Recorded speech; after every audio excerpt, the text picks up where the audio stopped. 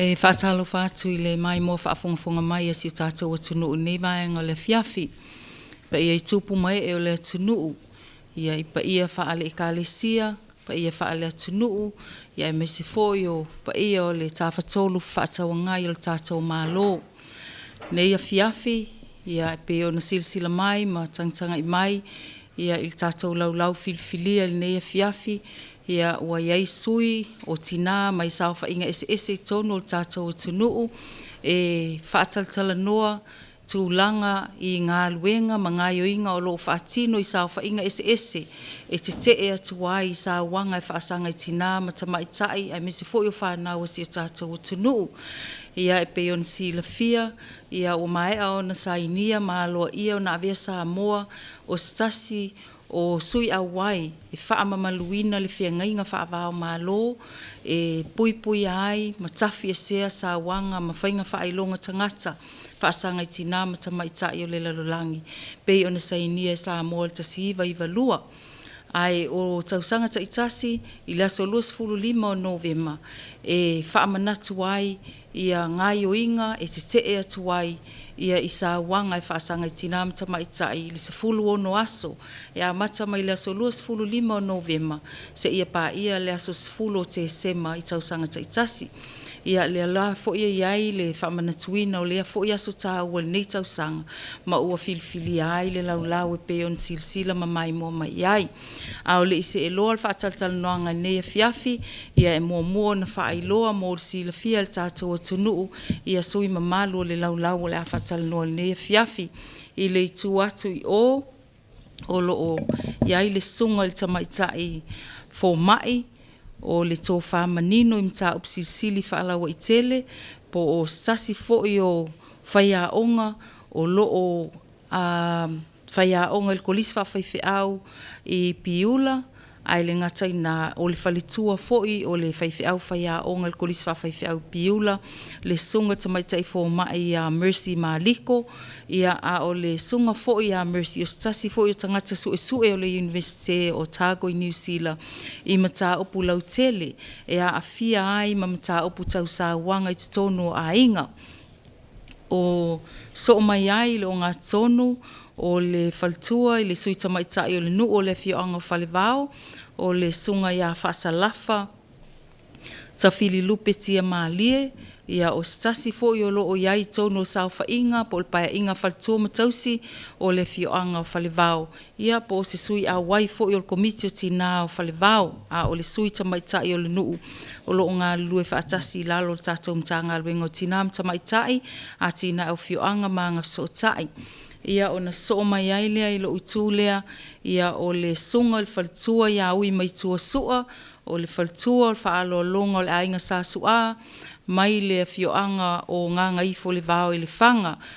Ia o suina o tātou laulau le a whaatal noaina le nea fiafi, ia o le asau noa fo I tūlanga o ngai o inga matau mawhainga ese o lo whaatino I sao whainga o lo a wailatou, e Tete'e atua I Sauaga, ia e whaasanga I tina matamaitai, ai whaapea fo I nei whanau. Ia o le atu le awa no mua I le sunga tamaitai fo mai, le faltua whaiaonga ia Dr. Mercy Maliko, se I e sao noa a lausunga le faltua po ani ngā luenga o lo whaatino, e le kālesia e me se lava I le itu vai o tina, pe o na iei la uso whealfania le kālesia me tisi, ia e anga I lava I tau mawhainga Tete'e atuai le nei whaafi tauli, o loo whiangai pēr mal tātou atunuu, o Sauaga e whaasanga I tina matamaitai, ia me se fo I o whanau. Ia, whaatalo whaatu sofa o tātou oli I o Yesu Keriso, o a fuane wala awina. Whaatalo whaatu fo I lawa whionga le pulsili, ia mai se fo I le whaafonga Samoa I ona tūlanga whaalupe. Ia o le a whangasao lor malama I tusa male fesili sa fesilingi ailo nei tangata whatawa. O le auso metotisi, o se tasi leo o whalabatonga leo te iai, ia o te le kālesia metotisi, a tu fo tūlanga whalawa I tele. Ia o le tau fia o Sauaga, po Sauaga tono a inga po fea lava. O le matafa I o ia tangata uma e au fia ai le ekalesia ma so o se public level Samoa. So wherever people are, that's where we should work from to prevent violence. O le titilo le ekalesia metisi ma le auso. O le mātou tau mawhainga ia fō ia Sauaga. Ele o se mea fō ilele na te ia o whai. A o se mea sa moe manatu natu iai ia tai o le auso. Ia masa ili fō ile li. Lea na fua ili wha moe ia se tema ai wa lewan wha tatanoina ne tūlanga. Leanga o Sauaga I tono a inga. It's an issue that deals with the heart o tangata. Lona winga, se iwanga nā wata tala le loto o tangata I lea li. O teimina e mwhai, ona whai ia suinga ia. Ia, mele sa whai e matou au uso, meto tisi, ia se tema. Sa tilo I le tau fia o Sauaga. Tau fia whapewhia. Sa matou tilo I le au mai whaatasi o tamā, o taitai o kālesia o whai whe au. Ia ma, just lay people. Ina ia mawhai o na mātou amataina se whaalau I loa. Awa o le ekalesia o le tino ke riso, ele na o tina, ele na o tamā, ele na o whanau o talavou. But we are all members of the body of Christ. A whaina I se tu tino o le tino ke riso, wa whaina uma. Ai le ngata I lea, o tātou umana whai ele, I whaatusa o ke riso. O le mea le e te tau ai foi. Ona tātou tau mawhai, ia whaatino a tātou matawhai oi. Ia o isi a wala ia na tiutilo iai ia mātou. Lea sa ulima whaatasi ia tai o ekalesia. Pe o se ioe lea a mātou le ngata o tai o ekalesia o whaife au, o whale tua o tangata lay people. Ina ia mātou tau atu, ioe e iai Sauaga le mātou ekalesia malalangi ma Samoa. But we are willing to stand up. We are no longer silent. Leanga o mea leo loe whaatupu ai, ua ngu ia le ekalesia. O le isi mea, e saoa ia e Kevin Barr. O nei vai tau o COVID ma le whaatupu la ia o Sauaga. Ua mana o mea le lalolangi, mana o mea Samoa, le conscience, le taiyala, ina ia tai ai ia tangata I le ali. Me le tau ai, le loto. We deal with our own heart. Ina ia awane I whamawalulunga tātou loto. Tātou o mai lalo, tātou te loa ai I le li. Mali liu le li I tātou. Ele toi e Sauaga. But it's a process le melea. Ele whaape whailo tātou Polokalame le Sauaga. We need to keep on doing it and live it out in our lives. O a te tono a inga o kālesia tātou wā whealoa loai. O upu tātou te lafo o a mio tātou te whai e atangia I meo lo tono tātou loto. Ia o le ke riso nā le tauan tātou mon mawina. E pei o le umatua tau ave ale ausometisi a toa le laulangi. Ia I loa ke riso ma wha I loa atu I nisi. Le mawhanawhana fo ilea na I loa e that John Wesley actually felt when he was converted.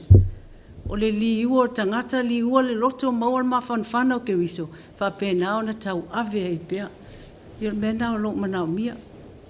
Mana o mia se ekalesia. Ele ngata me tisi leo a matai. Ia, a tātou uma o le ekalesia. Ia o mātou whaatala ula atu le nei tae au. E mana o mea ngā lue whaatasi. Ele mawhai e stangata e te o tasi. Ele mawhai e mta ngā luenga. Po a funding au mai. Ele mawhai ona tau fia I Sauaga. Pe a whai ele loto o tangata. So leaders, we appeal that we all work together. We all work together so that we can prevent violence against women. Ele na o saini o tātou malienga. A tātou te le sāwa vali ai. Mana o mea tātou te fo I le li. Let us repent and return to Christ to heal our nation, heal our families and our villages. Yeah, lau whaaloa lava, whaftai. Malo, whaftai sau noa I lau sunga tamatai. Whai haonga fō mai. Se taimi to e fo I atu I lau sunga foi ma lia whaalonga tu lau saunoanga i le pōlea ina le tangata o lona loto ai o loo iai le fesili o no to tele o isi o lo whaapea e mafua sa wanga o loo tutupu nei ona o le ava malosi po o whala au whaasaina ai o leo manino i lo fina ngalo o le loto o tangata e mafua ai mea umanei staimito i oto i se fesili ai o le atatou se e mai i le sunga i le suita maitai o le nuu le sunga ia whasalafa ia lau sunga suita maitai o le nuu ia pe mawhaiona e whaasoa i lau ngā luenga whaasuita maitai o le nuu tono le fioanga ia ai maise lava foi o le whesoota inga le tatou mta ngā luenga po o le malo ia ma autou sunga o suita maitai o nuu o loo fia ngai manafa ma le whaatinonga o ngā luenga i tono nuu ma fioanga e au fia ai ia ma Polokalame mo le te atu i Sauaga e whaasanga i tina mta maitai nau sunga suita maitai o le nuu Whaftai lawa mo le avanoa, ia e mo on whaatalo whaatu i lawa fionga a whamsanga. Ia aile ngā tafo i lea o le whaatalo whaatu i le pa ia tapua i mai anu umala la whanga. Ia ai whaftai mo le avanoa, ala awha i atu se manatu e tūsai o le fesili watu uina mai lo usui. Ia te aua ia i le tūlanga whaasuita maita i tono nuu. E lese ngā luenga e whai ngōwhie. Ia taita lava ia o taita le wa avea mataitai. O le ola fo i le tono komiti. A wa ata whaale e tono. Ia ua whaale e tono fo ia sui au ai o le komiti.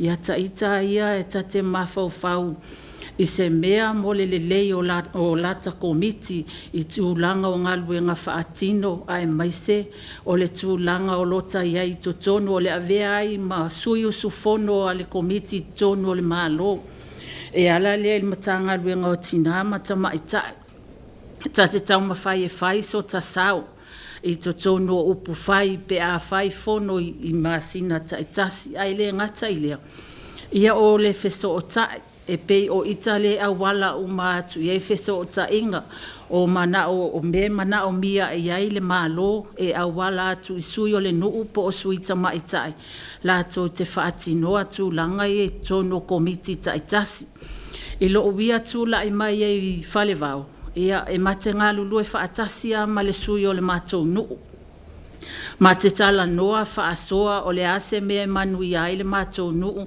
o a fuanga e pei foi ona i ai le ngau singa o le ie Samoa ia o lea lava mātou te tua uma foi ona longo i le pūlenga li i mawhai pule tono le mātou nuu e alofangia le whaatala ula atua tina i lato ngā luenga tausi a wā o le mea moni a ma le whaamaoni e iai a tina e ngā lulue e iai fo i tina e le ngā lulue o le si sawa ina le o lo tupu nei tono komiti ona e ngā lulue isi a le ngā lulue isi pei o le ala lea e alai ona tapa i le pule ngā li i mawhai pule ina ia whaapena ona au mai se la tō whaapo se whaatautanga e maua o mai e tangata uma o matai o tau le lea o saoao ia hawa noa tutusa e whaapena ona o e whaatino ngā luenga whai tutono whale vau lava ia Pela ona iai, e le whato a whaia leo mato Polokalame nei, o le sawaina wa lewa nei tonu o tato lau whanu. Wa lewa nei tonu, ai maise foi o nu umala la whanga. O te manatu foi e le aise nu e sao mai ai mene o le Sauaga. Ai ata ita lava ia. E ala ona whai nei tu langa uma. Ona o le malama e pei ona au mai ai le fina ngalo o le whale tua o le whai a onga. Wa fiu fo ina I fai fe au te loa fo I wa iai fo I mea wa hila fo I talinga e whaalongo I a fionga le atua. E le sava valia ia isi tangata. A e pei e ala ona whai a Polokalame e Tete'e atu I Sauaga. Ina ia ki liva atu le fe au. O se fofo lea o le tau mawhai leanga o tupu whaafita uli, wa tupu Sauaga I tono o tatou nu. Ai mai se o Samoa a atoa. Wa nā male la ina le whaafofonga I le TV, male leitio, wa le misi le aso. A o se Polokalame le o matou whaatinoina. mātou te avatu ai se wheau. E moli o I whina ngalo o tamā ai mai se o whanau tama. I se langona o tia e tatau wai ona langona I le tangata I lona loto. Se ao ngā o le wheau le mo moli atu. E ala lea I tala pe ona mātou whaatinoina. O le tūlanga foile na e pe o na iai. I ata ita lava ia pe o le tau mawhai. A wae e fiu e tala I atu fōinale I o le amai pe wawhai ai le loto fuatia I fo le tangata. A o le ao ngā o le ngā lulu e whaatasi. A tonu e momoli atu ai na o whawhetai ia I le ali pale mia sa fio atu mato Polokalame le aso sfultonu. Ma avatula na saunoanga matango fie e tatala aloa ia I le mato Polokalame o le Tete'e atu I Sauaga o tina matamaitai ia mawhanau tene I tonu o a inga. Ai tali tonu fo I le mawhauwhau pe wa tuua ia na o tama wa na o tama lava le tuua ia lava I Sauaga. Ai o te tali tonu wa ui e lo loto. O le fo e fai fo e tina le Sauaga. O le stina wa le alofa I lana whanau. Wa whaasiri lava le me mana o ai e alu e whaatino. O ia awa ngalo ai le o loa tā ua le na tu umai e le atua. Tu so le ala na le nfai mato Polokalame. O le ngata o le wheau e avatu I tamā ma whanau. A whaasanga mai fo I a mato o tina. E le whaapea a whai mai o Sauaga I tina. O na mato wo. I le whai nisi winga e tatau fo I o na mato o avatua I totono o mato whaateita inga. O lai ai le ola. O tina o le ola o se a inga. O tina o ia o le whautua. O tina o ia o le pae ma le auli. I to tonu o le nuu. I to tonu o le komiti. Ai a mata mai lona a inga. Whapena ma le ekalesia. O le ala le tau moli moli ia le komiti a whale vau. Le ngā luenga le nei. Ina ia tutu whaatasi ma le malo. E Tete'e Sauaga I tono a inga. Whapea fo I olo o iai mato komiti wa umana tofi. E taito o lua mai sui ale I tūpā, whale tua matausi o sa o au, ai mai se o le mālosi o le komiti. E ngā lulu e whaatasi, a whaapea pe o tono o le mato nu e Sauaina e le tamale tina e longo mai mato o na mato o le whaise ngā luenga. E whau tua ma whesoa soani ia awa ne I avea nei tūlanga I le fono ali I ma whaipule. Wa o lesi fo I lea Sauaina ia pe atu le sala. A o le whea mea o le mua whau tua ma whesoa soani I lale. Ai a whapea e watu le whau tuanga e le taria. Ia o na ave loa lea I le nuu ali I ma whaipule.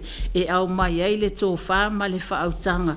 I sea tangata ua le usta ia fo I le whau tuanga mua. Ai ave fo I e ma le tala. O au o te tonu fo I o le vaenga lea le vitem. O lo o ulango lanu o inga maa losi lava le Tete'e atu I Sauaga o le ala leo o le whai pea o Polokalame tono si o no ina ia mātou tutu whaatasi ngā lulu e whaatasi o le maa losi fo o le ngā lulu e whaatasi o tina tamā ma whanau o le ala leo le mako Polokalame sa whapena o na whaatino e le ngata lai Polokalame a o mātou ngā luenga a whai mātou ngā luenga pe o whaamaina o le awala me o mwhapena. Ia e le pule whaamalu ali ima whai pule e o atu fo ina I tamā matai talavou mātou ngā lulu e whaatasi. E o mai fo I tupua ma le au manga po le maa losi o le nuu tama. Ia e mātou te ngā lulu e whaatasi o ina e loa ai wa a mata o nā tangia tūlanga e pe o na tau a watu wai le wheau. Ia ai mai se o le fofo I tutonu o nuu ma la la whanga pe o sa u whaatala noa atu lea malo wanganga whaalo halo. Malo whaftai, tai lama sau noa I lau sunga sui tamaitai o nuu.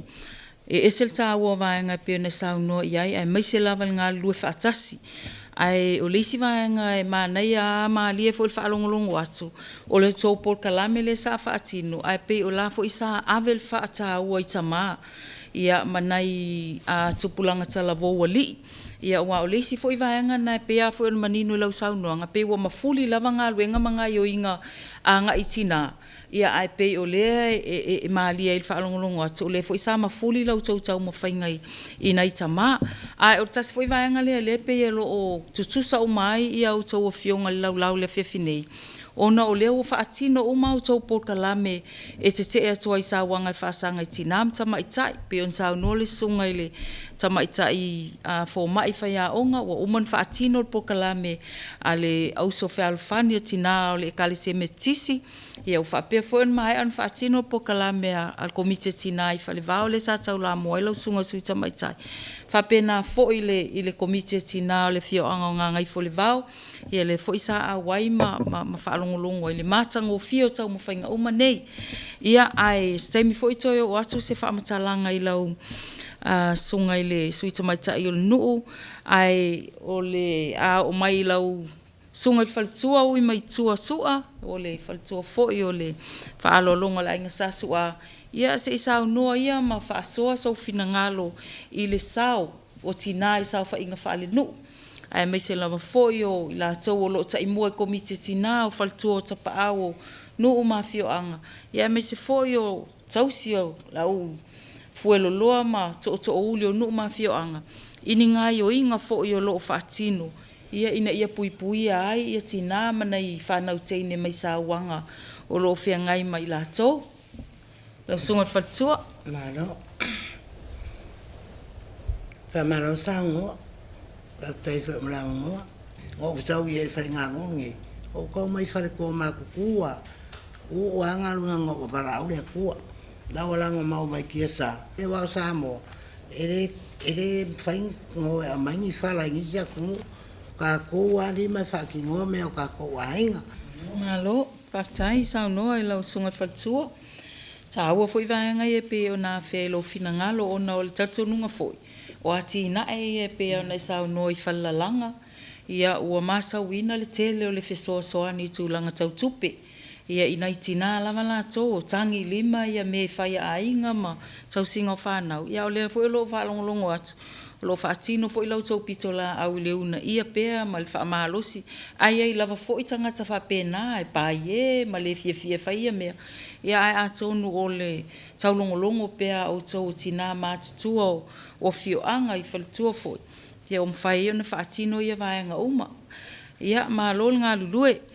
O nei vaenga i toi fia i taunonga foi pea on mai on tauno i lau sunga i le sui tamaitai o le nuu lau sunga whaasalafa. I le tā ua o le ngā luenga whaasui tamaitai o le nuu.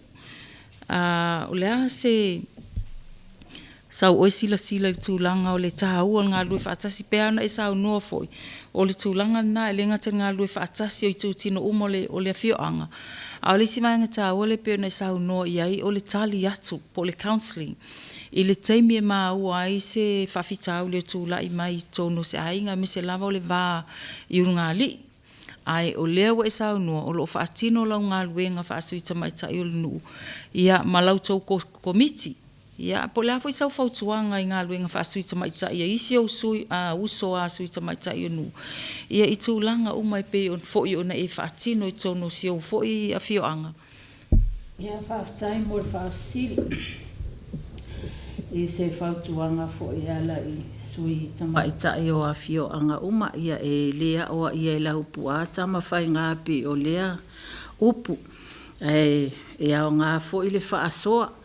O le tofinga whaasui tamaitai e le se tofinga nofo. Awa a e le tua i lunga ma e savali e te tau la mua lava i mea uma. Pe foi ona i le whaamanatua le malo i e sa mua so se mea lava e vatua i le tau longo o tonga lau i e o mea uma lava. Ia o le mea na le sui tamaitai e tu i lunga i a malongo lang komiti i a mao e whaatino. Awa e whaatino awa i te mawhau mo o se taui. Ai whaatino mo le leo lau komiti mo le anga i luma. Awa la i e taimi ia e maua whaafua se ia na i whesoasoani mai le malo. Ia o ina la whatoa e sele ai loa. Ia mamau ai whaamanuyanga. Pe foi ona ia whaamanuyanga na umanei. I tunga lau ie o ie sa moa. Ia e pe o leo te tilo ia e lei ma se mea o nā mea na misi ai lo unu. Ia o te tilo la vai le tele o nu. Ia e le ia ia suita maeta i o le whaamalo si au ma le tuualalo. Ia a mata ia tā ua le tanga luenga tā o e whaatino. Ia o ai muli o na longo le komiti ma whaapena o na fesoa soani. Ia o le tuualalo a ia i suitina uma e le whai ngofie. Ia lava le ono saai, lava le whaapale pale. E le tutusa uma foi komiti. Ai o lou loto tele whaatino ai le ngā luenga. Ia o le tauina tā ua mai le li. Ia ai le ngata fo i lea. Ia o le whaafonga anga fo i le mata ngā luenga. E tūsai o le tā awai tutonu. O le mata ngā luenga tina mata maitai. E uma o tā taimi. Ia ai le upu fo i ngā le e tau tala ngā luenga le tangata e muli mai. Ia po e uma atu tā ua. Ia toi tala noa fo i tangata o le ase tā sao i lea taimi ma lea taimi. Ia o la ufa amalosi auna ia te o tou suitina uma ia o no sai e le fai ngofie le tātou ngā luenga e tautou te whea ngai ma puapua ngā ma whai ngata ia ai fia muli ma loa ngā whaaloalo whaaftai Malo, whaaftai whaasoa. Ia lau sungai le tamaitai fo mai whai aonga Dr. Mercy Maliko. Ia se isau noa ia e whai umai le tātou Polokalame po le a fo i se whaasoa muli ta ui ele nei wha moe. Ia e me se lava le tā ua o le whaasoa e peo nā whea lo fina ngalo i le mawhai le tangata o na pūlelo na loto. A wai pe a fo i o nā sau noa o mea lelei umai sau mai le loto. O mea wha ale tonu foi. Ia o mea fo i sau mai le loto. Ai o lo iei fo inisi o lo sau noa pea ma wha pea. O le awa maa losi, o fuala au whasaina, o mafuanga na. Ai o lea pe o na manino i lo fina ngalo. E muli ia i mea na. Ai o le loto o tangata e mapuna e ai mea uma ia e pe fo i o Sauaga pasanga tina ma whanau. Ia sauno ia lau sunga tamaitai fo mai whai aonga. Ia, whaatai male, toi awa noa. O lo ua te tonunga. A tano ina loa ia mata upu nei Sauaga. Whaasanga i tina tamaitai a maisea ia whanau teine. E tau lava ona tātou tā ua tūlanga moni o iai. O le tūlanga moni a ua whaatupu la ia. Ai o le awala lai whai o tātou ngā lue whaatasi. O le ngā lue whaatasi e pe o le tū mailunga i. O le tiuti o tangata uma e tau fia o Sauaga. Ai te tau lava ona tau tala le mea moni mua. That violence against women and girls is increasing in the world and especially Samoa. Le ala le matafa yo ia tātou uma o ila tā ua i finangalo ia na whaalia. O nai sao lai titi e pe o upua Mother Teresa pa mai. We do every little thing with love. Nona winga. O le loto sa wele a lofa. A whai fo i ni tūlanga fo i nai o le vāu ngā li. O le mele tūlai mai e mo meta o contributing factors. Le le awa mālosi. Le lava tamau a inga. A le tā ua fo i le o tātou tilo i le issue. I ona vaenga lau tele nei. Wai le mwhai on tātou alu sa o awa pia i Polokalame le e tāo fi loa. We need to examine the contributing factors that contribute to le whawhita uli le ai se awa i Sauaga. Le lava tamau a inga. A whai e whasi le tamā i lona tō lua se i vai a tūl whaafonga. Ia, e whai on fasili. Ai se hameu whasi ai. E pei whaapea tātou e mo mua tātou whaapea. Ia o le oso ngutu. Ia o nei mea ia no very surface comments.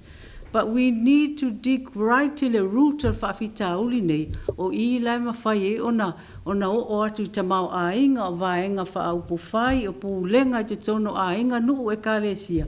E ai sao. O le mea fo i le mana o mia ai. Le ngā lulue whaatasi o tangata umai o i whanau. Mātua, whai au. Ia o lato taito o lua se vai ane o tau whinga pa ia. Ia, a mai se fo ia tai o mālo. Leanga i le o se whawhita uli e tau sua se tangata i tō tasi po se nu o tō tasi. A whai o lea whaina i laulangi e mana o mia. So e fo ila i le loto e wha umai. E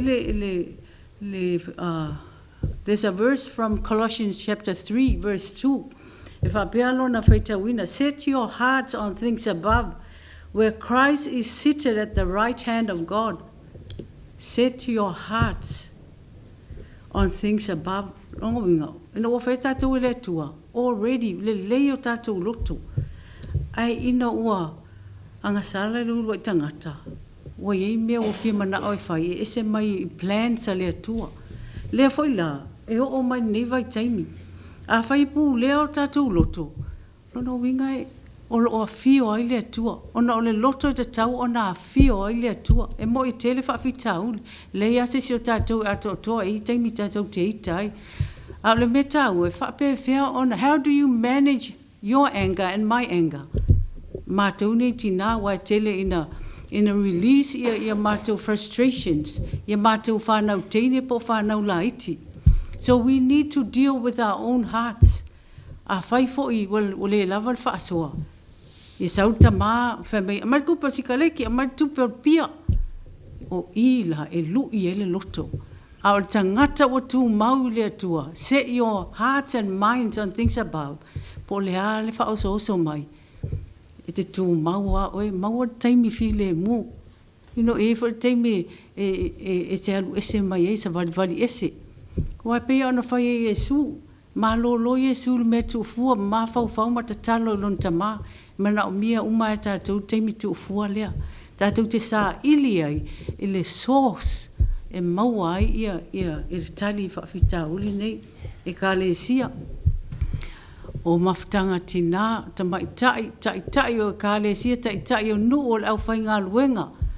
Ia o le whaasoana i le nei tū la, e mana o mia tātou ngā lue whaatasi.